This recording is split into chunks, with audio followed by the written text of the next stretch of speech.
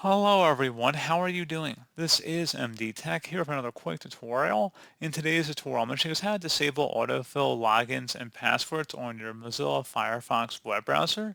So if you don't want autofill to try populating in your username and password into various website fields, I'm going to show you guys how to turn that off.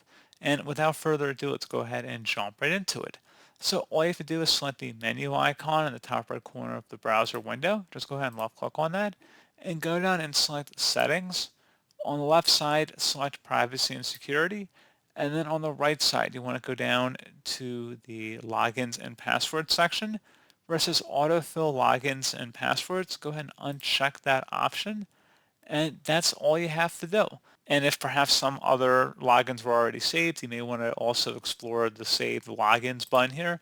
Make sure it's nothing that's currently saved in here. You would otherwise want to remove it or delete it if anything was left behind.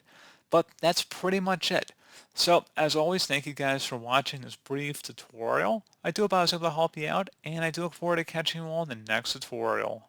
Goodbye.